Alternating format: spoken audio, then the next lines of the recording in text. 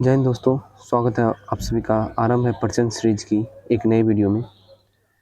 इस वीडियो में हम एडुटेरिया 5000 प्लस क्वेश्चन की बुक का सेट नंबर 5 देखने वाले हैं।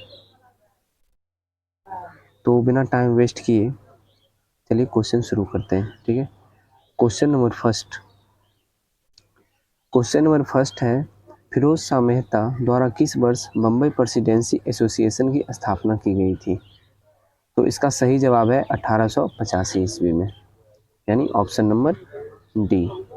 ठीक है, नेक्स्ट क्वेश्चन, मृत घाटी यानी डेथ वैली क्यों प्रसिद्ध है? इसलिए प्रसिद्ध है अत्यधिक उष्णता के कारण ये प्रसिद्ध है।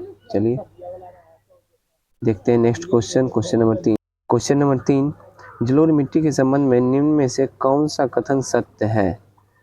तो पहला ऑप्शन है, जलोढ़ मृदा प्रायद्वीपीय प्रदेश में पूर्वी तट की नदी डेल्टाओं और नदियों की घाटियों में पाई जाती है। दूसरा ऑप्शन है, प्रतिवर्ष बाढ़ों के द्वारा निक्षेपित होने वाली नई जलोढ़ मृदा को बांगर कहते हैं, ये गलत है। तीसरा ऑप्शन है, जलोढ़ मृदा में पोटास की मात्रा अधिक पाई जाती है, यानी 1 और 3 सही है। ऑप्शन नंबर 1 और 3 सही है, तो इसके हिसाब से ऑप्शन नंबर डी सही होगा। ठीक है, चलिए नेक्स्ट क्वेश्चन है क्वेश्चन नंबर 4, सूर्य ग्रहण की स्थिति में होता है, क्या होता है सूर्य ग्रहण की स्थिति में? तो होता है चंद्रमा सूर्य और पृथ्वी के बीच आ जाती है। और चंद्र ग्रहण में क्या होता है? चंद्र ग्रहण में होता है पृथ्वी सूर्य और चंद्रमा के बीच आ जाती है। ठीक है, नेक्स्ट क्वेश्चन नंबर 5 है, यूरेनियम के भंडार में निम्नलिखित में से कौन सा देश शीर्ष पर है? कौन सा देश शीर्ष पर है? तो ऑस्ट्रेलिया, यूरेनियम के भंडार में।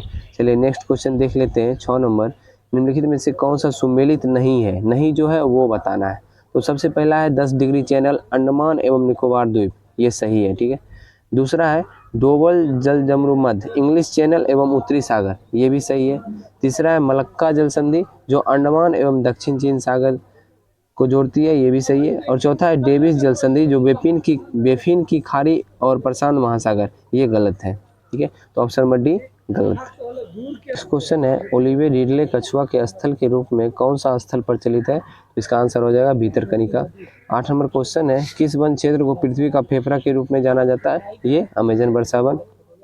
चलिए क्वेश्चन नंबर 9 को देखते हैं, निम्नलिखित में से कौन सा ओजोन परत को सर्वाधिक नुकसान पहुंचाता है? तो कौन सा पहुंचाता है? ये हो जाएगा क्लोरोफ्लोरोकार्बन। ठीक है, क्वेश्चन के बारे में बात कर लेते हैं। क्वेश्चन नंबर 10, क्वेश्चन नंबर 10 है, पारिस्थितिकी तंत्र की संकल्पना को किसने प्रस्तावित किया था? किसने किया था? तो SG टॉन्सले ने। ठीक है, नेक्स्ट क्वेश्चन, पश्चिम की ओर प्रभावित होने वाली नदियां कौन कौन है?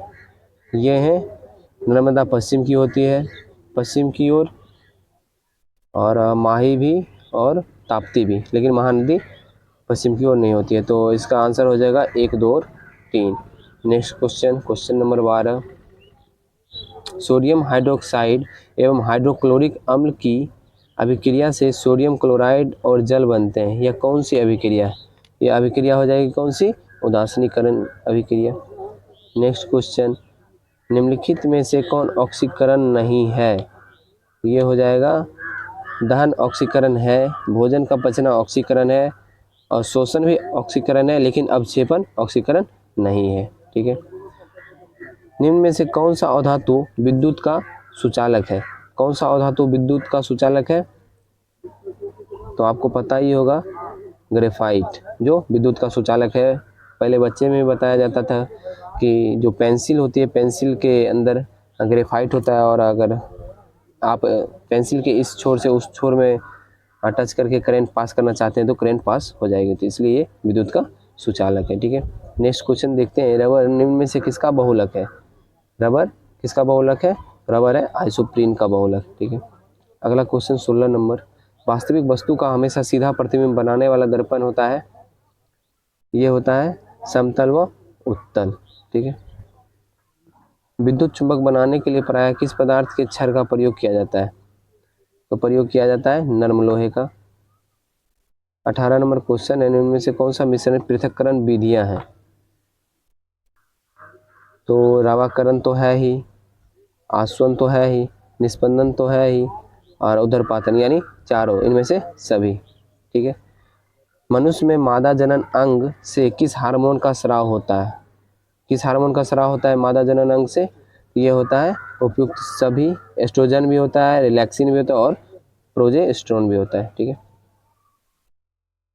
तो अगला क्वेश्चन देखते हैं, क्वेश्चन नंबर 20। क्वेश्चन नंबर 20 है सुमेलित करें। सुमेलित करना है तो पहला है tocopherol. Tocopherol vitamin E, vitamin E से क्या होता है? जनन क्षमता में कमी। ठीक है। नेप्थोक्विनोन, नेप्थोक्विनोन से क्या होगा? चोट लगने पर रक्त का थक्का जमने से अधिक रक्तस्राव हो जाना, नेप्थोक्विनोन से होता है। थायमीन, थायमीन से क्या होता है? थायमीन से हो जाएगा बेरीबेरी विटामिन बी से। और साइनोकोबालामिन से क्या होता है? तंत्रिका तंत्र की गड़बड़ी हो जाती है। यानी इसका आंसर क्या हो जाएगा? 3, 1, 2, 4, यानी ऑप्शन नंबर बी। चलिए नेक्स्ट क्वेश्चन देखते हैं, क्वेश्चन नंबर 21। अमीबा में भोजन का अंतःकरण किसके द्वारा होता है? अमीबा में भोजन का अंतःकरण होता है कूटपाद के द्वारा। निम्न में से कौन ऊर्जा का मात्रक, ऊर्जा का मात्रक कौन सा है? ये हो जाएगा जूल। अगला क्वेश्चन देख लेते हैं, 23 नंबर। संविधान के किस भाग में सहकारी समिति का उपबंध दिया गया है? ये दिया गया है भाग, कौन से भाग में दिया गया है?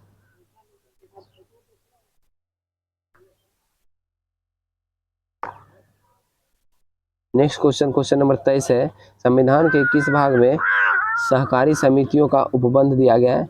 ये दिया गया है भाग 9 के ख में। ठीक है। क्वेश्चन नंबर 24 देख लेते हैं। निम्न कथनों पर विचार व्यक्त किए। उच्चतम न्यायालय 6 प्रकार की रीट जारी करता है, जबकि उच्च न्यायालय 5 प्रकार की रीट जारी करता है। ठीक है। और अनुच्छेद 32 के तहत सर्वोच्च न्यायालय रीट जारी करता है, जबकि अनुच्छेद 226 के तहत उच्च न्यायालय रीट जारी करता है। ये जो है गलत है, लेकिन ये सही है, तो केवल 2 सही होगा। ठीक है। अगला देखते हैं, क्वेश्चन नंबर 25। मौलिक कर्तव्य के संबंध में निम्न में से कौन सा सही है? तो मौलिक कर्तव्य के संबंध में, ठीक है, ऑप्शन देख लेते हैं कौन सा सही है। तो पहला है सरदार स्वर्ण सिंह समिति के सुझाव पर भारतीय संविधान में मौलिक कर्तव्य जोड़ा गया था, ये सही है। सरदार स्वर्ण सिंह समिति ने संविधान में 8 मूल कर्तव्य को जोड़े जाने का सुझाव दिया था, ये भी सही है। 42वें संविधान संशोधन द्वारा 10 मौलिक कर्तव्य संविधान में जोड़े गए, ये भी सही है। वर्तमान में भारतीय संविधान में 12 मौलिक कर्तव्य सहमति किए गए, ये गलत है। यानी 1, 2 और 3, यानी ऑप्शन नंबर सी सही है। ठीक है। क्वेश्चन नंबर 26 देखते हैं। 1919 के भारत शासन अधिनियम की निम्नलिखित में से कौन सी प्रमुख विशेषता है? ये विशेषता कौन सी है? ऑप्शन पढ़ लेते पता चल जाएगा। केंद्र द्वारा प्रांतों को विधायी शक्ति का हस्तांतरण, ये सही है। प्रांतों की कार्यकारिणी सरकार में द्वैध शासन की व्यवस्था, ये भी सही है। इसके तहत पहली बार केंद्रीय बजट को राज्य बजट से अलग किया गया था, ये भी सही है, यानी ऑप्शन डी सभी सही है। ठीक है। नेक्स्ट क्वेश्चन नंबर 27 देख लेते हैं। क्वेश्चन नंबर 27 है, स्वतंत्र भारत के पहले मंत्रिमंडल में रेलवे एवं परिवहन मंत्रालय का जिम्मा किसे सौंपा गया था? ये सौंपा गया था डॉक्टर जॉन मथाई को। अगला क्वेश्चन है, निम्नलिखित में से कौन राज्य के नीति निर्देशक सिद्धांत नहीं है? तो ऑप्शन पढ़ने के बाद ही पता चलेगा। कुटीर उद्योगों का विकास करना, ये तो है। आजीविकों के पर्याप्त साधनों का अधिकार, ये भी है। अल्पसंख्यक की भाषा लिपि या संस्कृति का संरक्षण, ये जो है नीति निर्देशक सिद्धांत में नहीं है, यानी ऑप्शन नंबर सी इसका हो जाएगा।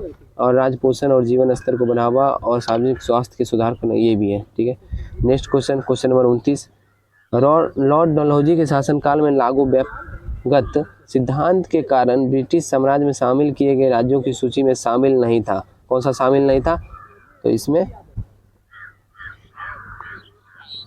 अवध शामिल नहीं था, सतारा, बघाट और झांसी शामिल था। ठीक है। सामाजिक धार्मिक सुधार आंदोलन के दौरान बाल विवाह रोकने के लिए शारदा अधिनियम कब पारित किया गया था? ये पारित किया गया था 1930 में। ठीक है।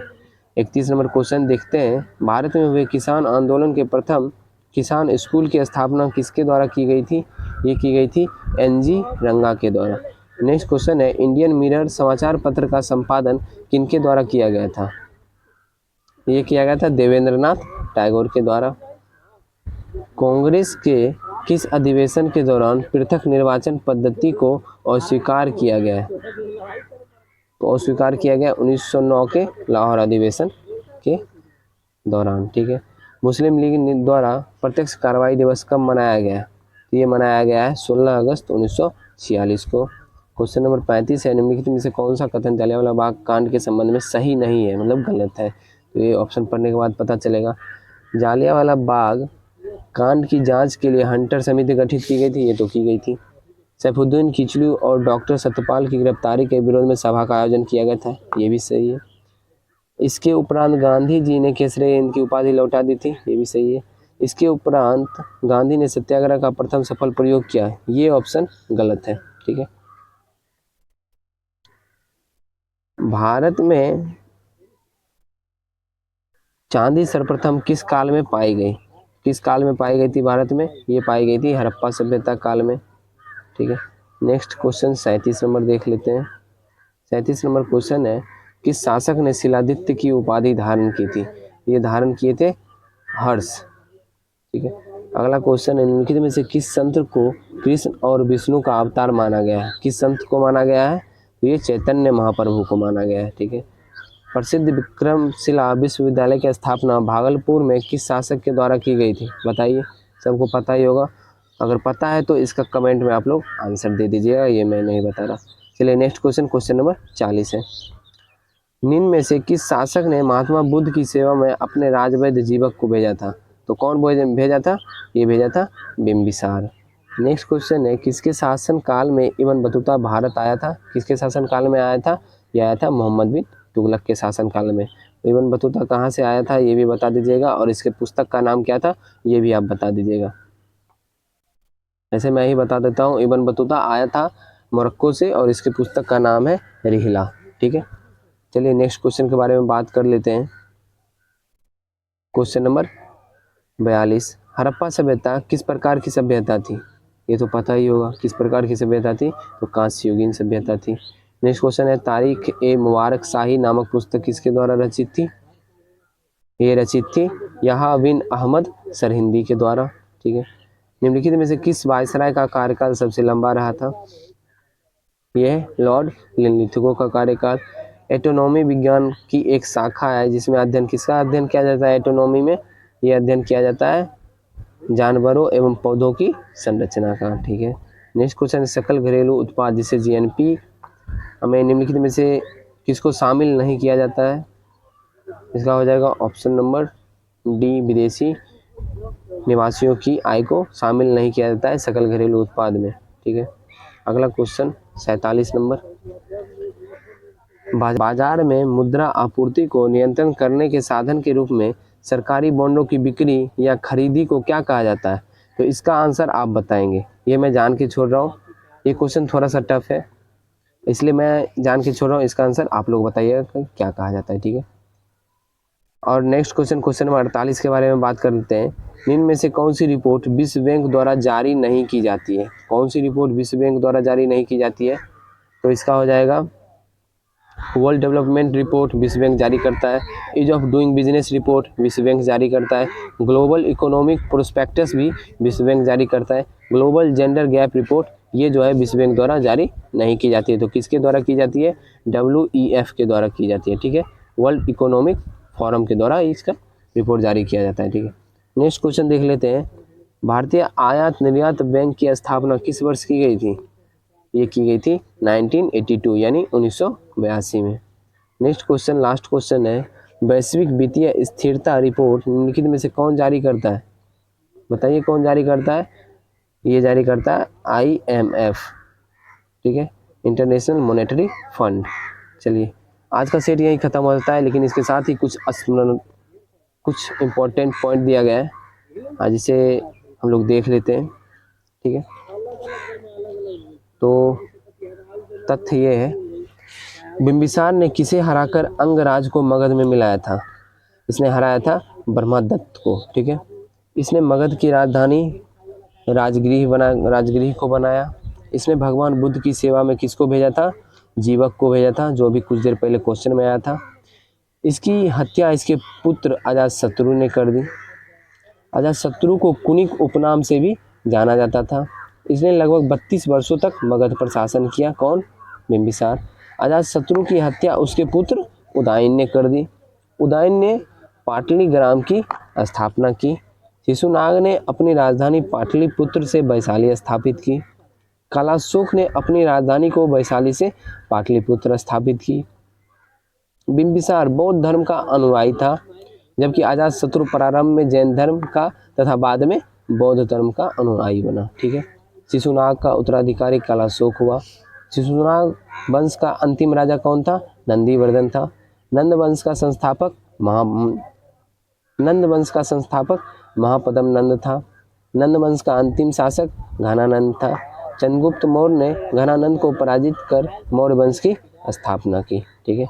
तो आज का सेट यही खत्म होता है दोस्तों। आप कमेंट करके ये जरूर बताइएगा कि आपके कितने क्वेश्चन सही होते हैं। एक भी बहुत कम लोग कमेंट करते हैं कि उनके कितने क्वेश्चन सही हो रहे हैं, कितने गलत हो रहे हैं। तो आप सभी लोग कमेंट किया कीजिए कितने क्वेश्चन सही होते हैं। और जो क्वेश्चन में जैसे कि मैं ये 47 नंबर क्वेश्चन छोड़ा हूँ आप लोग को बताने के लिए, तो आप ज़रूर बताइएगा। इससे आपको पता चलेगा कि आपकी तैयारी कितनी अच्छी हो रखी है। ठीक है। अगर वीडियो अच्छा लगता है तो वीडियो को लाइक कर दिया कीजिए, और चैनल पे नया है तो चैनल को सब्सक्राइब कर लिया कीजिए। ठीक है दोस्तों, मिलते हैं अगली वीडियो में। जय हिंद।